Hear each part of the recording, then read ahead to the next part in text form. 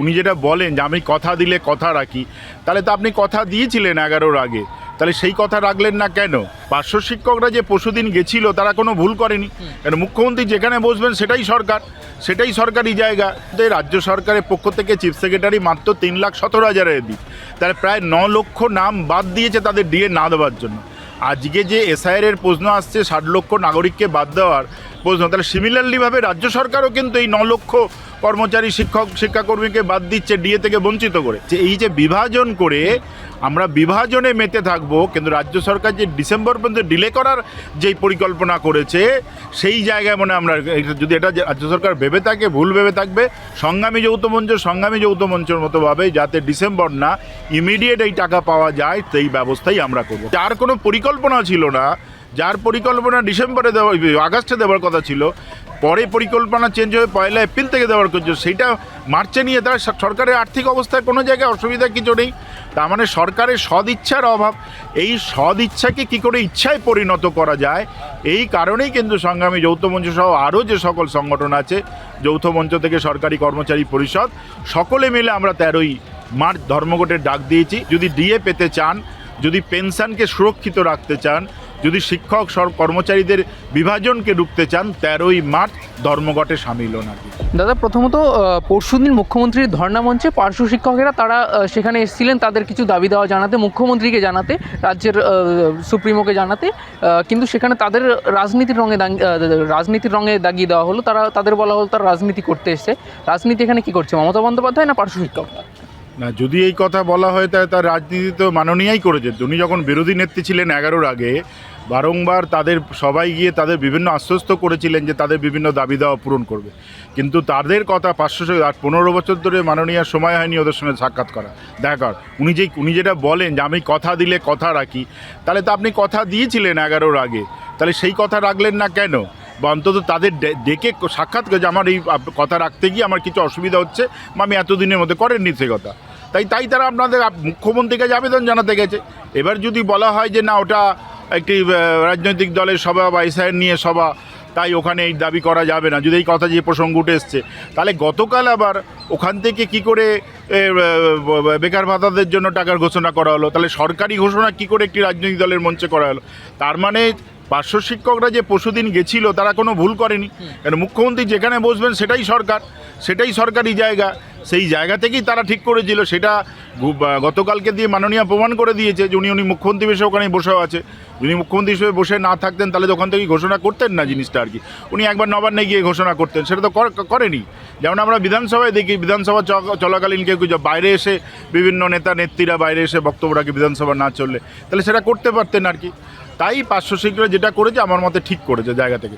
ওরা law and order তো কিছু ব্রেক করেনি, ওরা তো ছুরি কাছি বন্দুক নিয়ে লাঠিসোঁটা নিয়ে আসেনি, তারা দাবির কথা বলেছে। পুলিশের জায়গা করেছে, ল অ্যান্ড অর্ডার করার জন্য ওদেরকে সরিয়ে দিয়েছে আর কি। অন্যদিকে আবার মুখ্যমন্ত্রী তিনি এই ডিএর মামলায় সুপ্রিম কোর্টে যে রাজ্যের তরফ থেকে হলফনামা দেওয়া হয়েছে, সেখানে দেখা যাচ্ছে যে একটা বিভেদ তৈরি করার চেষ্টা হচ্ছে। এই বিভেদটা রাজ্য সরকারের কাছে নতুন কিছু নয়, কিন্তু আপনাদের সামনে যে 13ই মার্চ ধর্মঘট রয়েছে, এখানে কি প্রভাব ফেলতে পারে? আমি তো বলবো এই প্রভাবটা ধর্মঘটের পক্ষে আরও বেশি করে পড়বে। কেন, রাজ্যের প্রায় 12 লক্ষ শিক্ষক, শিক্ষাকর্মী, রাজ্য সরকারি কর্মচারী, অবসরপ্রাপ্ত কর্মচারী, তারপরে যে বিভিন্ন যে ক্যালকাটা কর্পোরেশন, পঞ্চায়েত, পুরসভা, কেএমডিএ, পরিবহন নিগম, এরকম ধরনের বিভিন্ন যে তন্তুজা বিভিন্ন স্বশাসিত সংস্থা আছে, তাদের মধ্যে রাজ্য সরকারের পক্ষ থেকে চিফ সেক্রেটারি মাত্র 3,17,000 দিক, তাহলে প্রায় 9 লক্ষ নাম বাদ দিয়েছে তাদের ডিএ না দেওয়ার জন্য। আজকে যে এসআইআর প্রশ্ন আসছে 60 লক্ষ নাগরিককে বাদ দেওয়ার প্রশ্ন, তাহলে সিমিলারলিভাবে রাজ্য সরকারও কিন্তু এই 9 লক্ষ কর্মচারী শিক্ষাকর্মীকে বাদ দিচ্ছে ডিএ থেকে বঞ্চিত করে, যেখানে রোপায় পরিষ্কার বলা আছে যে এই ডিএ প্রাপক সকলে, রাজ্য সরকার বেতনভুক্ত শিক্ষক, শিক্ষাকর্মী, সরকারি কর্মী, ইভেন যারা ডেলি ওয়েজে করে তারাও ওই ডিএর ওপর নির্ভরশীল। কেন, ডিএ বাড়লেই ডেলি ওয়েজের রেট বাড়ে, তাহলে তাদের জীবন যেতে আমি মনে করি এই ধর্মঘট আরও ভালো হবে। উনি বরং এই ধর্মঘটকে আরও সফল করে দিলেন রাজ্য সরকারের পক্ষ থেকে। শিক্ষক শিক্ষাকর্মীদের মধ্যে ক্ষোভ আরও বেশি জন্মাবে যে আমরা বঞ্চিত হয়েছি। সংগ্রামী যৌথ মঞ্চ যেই লড়াই করছে শুধু কর্মচারীর স্বার্থে নয়, যারা দীর্ঘদিন ধরে ডিএ পেয়ে আসছে, যারা রোপা অনুযায়ী বেতন পায়, যারা রোপা অনুযায়ী ডিএ পায়, সকলের জন্য লড়াই করছে। তাই শিক্ষক শিক্ষাকর্মীদের জন্য যা করণীয় তাই করবে।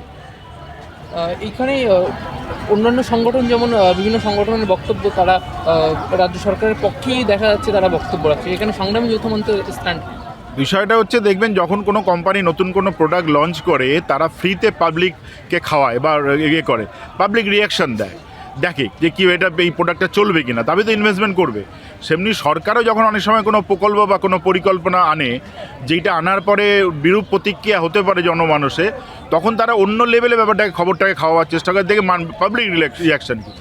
কিছুদিন আগে, কয়েক মাস আগে কনফেডারেশন থেকে এই কথা বলা হয়েছিল যে আমরা ডিএ মামলা করেছি শুধু ডিএ রাজ্য সরকারি কর্মচারীদের জন্য, আমরা এই টাকাটা ডিএটা পেয়ে গেলে তখন শিক্ষকরা আবার আলাদা মামলা করবে। কথাটা সম্পূর্ণ ভুল। কারণ যখন কনফেডারেশন প্রথম মামলা করে, আমি ব্যক্তিগতভাবে তখন কনফেডারেশনের মেম্বার, রাজ্য কমিটির সদস্য, যেই দিনকে সিদ্ধান্ত হয়েছিল ডিএ নিয়ে, সেখানে সিদ্ধান্ত হয়েছিল যে রোপা নিয়ে আমাদের ডিএ পাওয়ার ক্ষেত্রে আমরা করব, আইনি লড়াই করব। এবং বিগত দিনে দেখা গেছে 16 সালের আগে যে কেন্দ্রের সঙ্গে রাজ্যের ফারাক বরাবরই ছিল, বামপন্থা আমলেও ছিল, কিন্তু কোনো সময় 50% ওভারকাম হয়নি।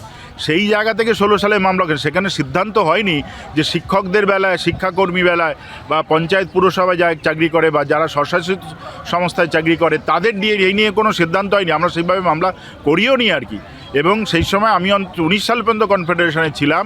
26শে জুলাই যেদিনকে রায় বেরোয় স্যাট থেকে, সেই দিন রাত পর্যন্ত আমি কনফেডারেশনের মেম্বার। তারপরে আমি রেজিগনেশন, তখনও পর্যন্ত আমরা শিক্ষকদের টাকা দিয়ে এই সংগঠনে মামলা চালিয়েছি। বা আজকেও যেই মামলা, শিক্ষকদের টাকা বেশি, কারণ রাজ্য সরকারি কর্মচারী সংখ্যা কম। শিক্ষক মানে প্রাইমারি শিক্ষক বা হাই স্কুলের টিচার বা শিক্ষাকর্মী, পঞ্চায়েত পুরসভা বা স্বশাসিত সংস্থার যে কর্মচারী সংখ্যা বা তার সংখ্যা পিওর গভর্নমেন্ট এমপ্লয়ির থেকে বেশি। তাদের টাকা দিয়ে, তাদের অর্থ দিয়ে, তাদের সমর্থন নিয়ে আমরা সবাই মিলে এই মামলা করেছি।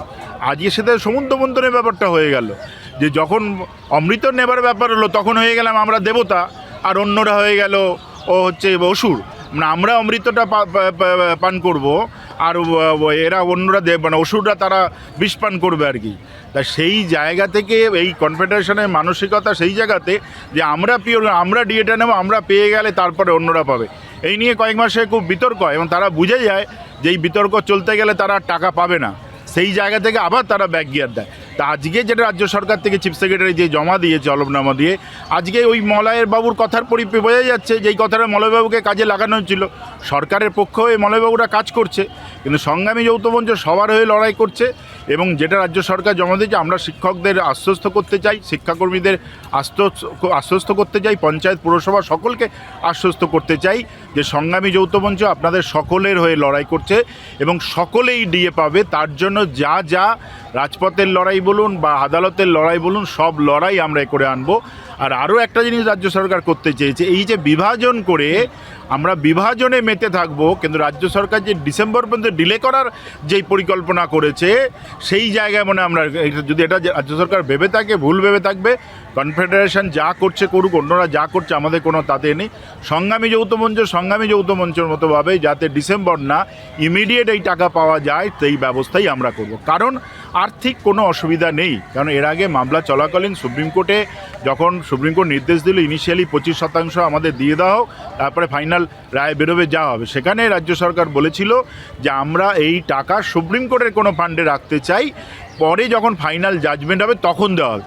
তার মানে রাজ্য সরকারের টাকা আছে, তাই তারা সুপ্রিম কোর্ট ফান্ডে রাখতে চাইছে।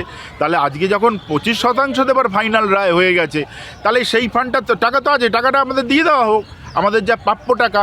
আর সরকারের টাকা নেই তো নেই, এই কথাটা সঠিক না। কারণ যেই ভাতা বলেছিল আগস্টে দেবো, পরে সেটা ঘুরিয়ে এনে বললো এপ্রিল থেকে দেবো, আবার গতকালে মাননীয় বলে দিল যে না আমি কাল থেকেই টাকা দেওয়া হচ্ছে, প্রায় 1 কোটি বেকার আমার ডিএর ক্ষেত্রে হওয়া উচিত। হ্যাঁ, ডিএর ক্ষেত্রে তার টাকার আর্থিক অসুবিধা নেই। যার কোনো পরিকল্পনা ছিল না, যার পরিকল্পনা ডিসেম্বরে দেওয়া, আগস্টে দেওয়ার কথা ছিল, পরে পরিকল্পনা চেঞ্জ হয়ে 1 এপ্রিল থেকে দেওয়ার কথা, সেইটা মার্চে নিয়ে তার সরকারের আর্থিক অবস্থায় কোনো জায়গায় অসুবিধা কিছু নেই।